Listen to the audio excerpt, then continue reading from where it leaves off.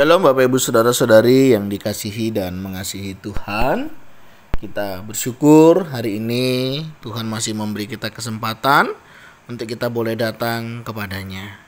Mari kita siapkan hati kita sebelum membaca dan merenungkan firman Tuhan. Kita berdoa. Tuhan, terima kasih, kami mengucap syukur hari ini Engkau boleh memberkati kami. Kami bersyukur Engkau boleh menjaga, menyertai, dan memberkati hidup kami sampai saat ini, sehingga kami boleh ada sebagaimana kami ada.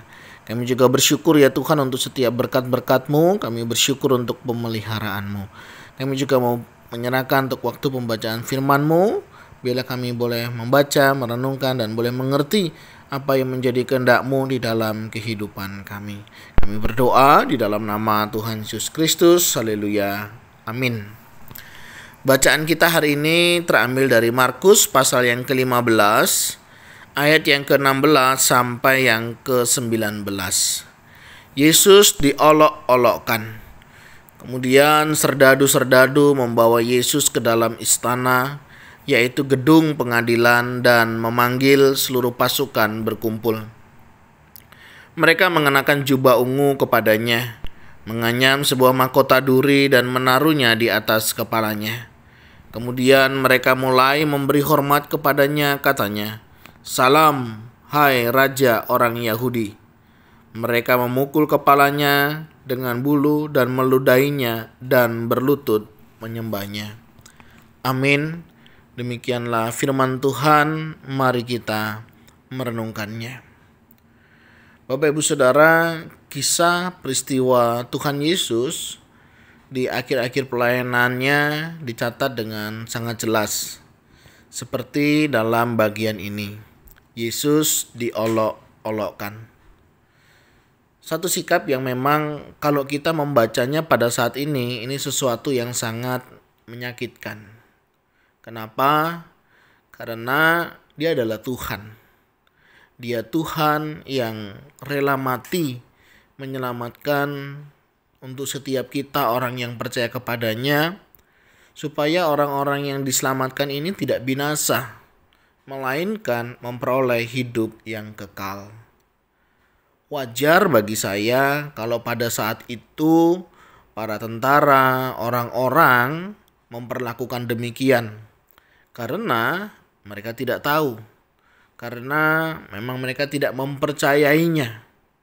Tetapi menjadi tidak wajar bagi kita kalau hari ini kita juga boleh memperlakukannya demikian. Ketika kita menolaknya, ketika kita tidak menerimanya, ketika kita tidak mengakuinya, bahkan ketika kita terlibat mengolok-oloknya. Mungkin kita tidak mengolok-oloknya secara langsung, tetapi ketika kita tidak lagi menghormatinya, tidak mentaatinya, tidak mendengarkannya lagi, kita pun tidak jauh berbeda dengan mereka yang kita olok-olok. Nah, Bapak Ibu Saudara, apa yang menjadi pelajaran bagi kita? Betapa seriusnya ketika seseorang tidak mengenal Tuhan Yesus. Mereka akan dengan sangat mudah mengolok-olok Tuhan Yesus. Mengolok-olok tentunya juga para pengikutnya termasuk kita. Nah, dalam room diskusi saya seringkali masuk ya. Di dalam perdebatan lintas agama masih banyak loh ternyata orang-orang yang mengolok-olok Tuhan Yesus. Masih banyak di antara mereka yang mengata-ngatai hal-hal yang menurut saya itu kurang tepat. Nah, kenapa hal itu bisa terjadi? Ya karena memang pengenalan mereka akan Tuhan Yesus tidak ada. Mereka hanya melihat dari sisi yang lain dan menjatuhkan di sisi yang lainnya. Apa yang menjadi tugas bagian kita? Yang menjadi tugas bagian kita sebagaimana yang seharusnya kita lakukan, memperkenalkan Yesus di dalam kehidupan kita. Seberapa efektifkah kita hari ini menyatakan Kristus melalui kehidupan kita? Apakah kita juga memancarkan Kristus melalui hidup kita, melalui perkataan kita, melalui sikap hidup kita. Sehingga orang bisa benar-benar mengenal, memahami, dan melihat karya Kristus di dalam kehidupan setiap kita. Memang tidak mudah, tetapi bukan berarti kita tidak bisa melakukannya.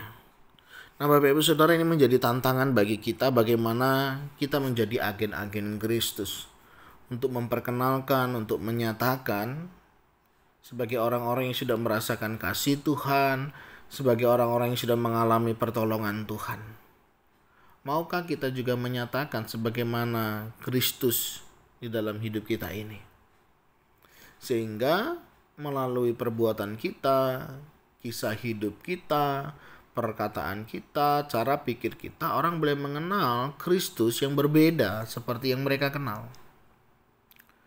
Beberapa waktu yang lalu saya bertemu dengan salah satu orang. Dia dari bisa dikatakan dulu adalah orang yang membenci kekristenan. Nah, itu yang lebih mudah ya, karena supaya tidak langsung begitu. Saya ketemu dulu, si bapak ini adalah salah satu tim ya yang mengadu domba kekristenan dengan agama yang lain dan menghancurkan di satu wilayah begitu. Saya tanya, kenapa bapak dulu melakukan hal demikian? Dia di sana menyampaikan, dari kecil orang tua kami, guru kami mengajarkan untuk memang membenci kekristenan. Saya membayangkan kenapa ada hal-hal yang demikian. Ada luka apa sehingga mereka melakukan demikian. Nah, saudara, memang hal ini sangat sering kali terjadi dan mungkin terjadi di dalam kehidupan kita. Ketika kita tidak menyampaikan kebenaran, ketika kita tidak menyatakan kebenaran, sehingga orang tidak tahu kebenaran itu. Nah, hari ini kita orang-orang yang sudah tahu kebenaran, mari kita bagikan kebenaran itu, kita sampaikan kebenaran ini, sehingga orang boleh mengenal Kristus Tuhan kita itu dengan lebih baik, ya, tanpa berlaku atau bersikap yang tidak sebagaimana mestinya. Walaupun itu hak-hak mereka, ya, karena kita tetap percaya bahwa saat Allah bekerja, iblis pun juga bekerja untuk membuat orang-orang itu tidak percaya, membuat orang-orang itu tidak yakin akan Tuhan begitu ya. Nah, ini semua menjadi bagian dan tantangan di dalam kehidupan kita untuk kita melakukan apa yang menjadi kehendak Tuhan. Nah, mari dalam kehidupan kita hari-hari ini, sepanjang bulan yang akan dijalani 1 bulan ke depan, kita tahu ada banyak acara di antara mereka. Mari kita saksikan kasih dan kebaikan Tuhan. Ya, apa yang bisa kita lakukan untuk kita boleh menyatakan, menyaksikan kasih Tuhan. Mari kita lakukan. Kita mulai peduli kepada orang-orang yang di sekitar kita, mereka yang sedang menjalankan bagian mereka. Kita juga berdoa supaya mereka juga boleh menemukan jalan kebenaran itu. Jalan kebenaran itu adalah Tuhan, ya. Itulah jalan kebenaran dan hidup. Dan ini menjadi bagian di dalam kehidupan kita. Nah, saya mendorong, ya, di masa-masa bulan ini khususnya, ya, bagaimana kita hadir menjadi saksi dan menjadi berkat, sehingga kita boleh melakukan semuanya. Tuhan, terima kasih.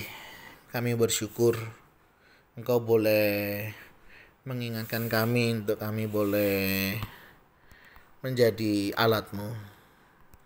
Kami rindu kami boleh melakukan apa yang menjadi bagian kami dengan baik, dan kami boleh mengerjakannya itu semua.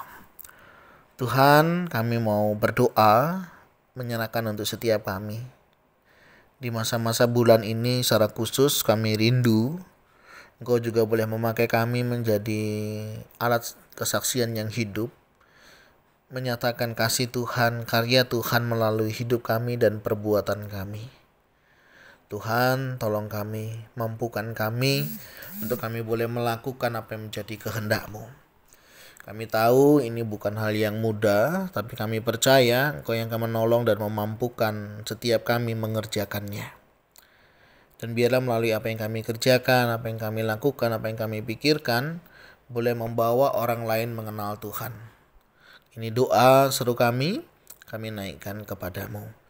Tuhan, kami juga berdoa jika ada di antara kami yang mengalami sakit penyakit, Tuhan juga jamah pulihkan, sembuhkan, dan kuatkan, sehingga mereka juga boleh menjadi alat kesaksian yang hidup sebagai alat kemuliaan bagi nama Tuhan. Di tengah masalah, di tengah pergumulan, Kau juga yang menolong, sehingga kami juga sadar, kami diingatkan, Kau Allah yang hidup yang senantiasa bekerja di dalam kehidupan kami. Terima kasih ya Tuhan, ini doa seru kami naikkan di dalam nama Tuhan Yesus Kristus. Haleluya. Amin. Bapak Ibu Saudara, demikianlah renungan kita hari ini. Mari kita nyatakan Kristus di dalam hidup kita. Dan kiranya Tuhan Yesus menolong dan memampukan kita semuanya. Shalom, Tuhan Yesus memberkati kita sekalian.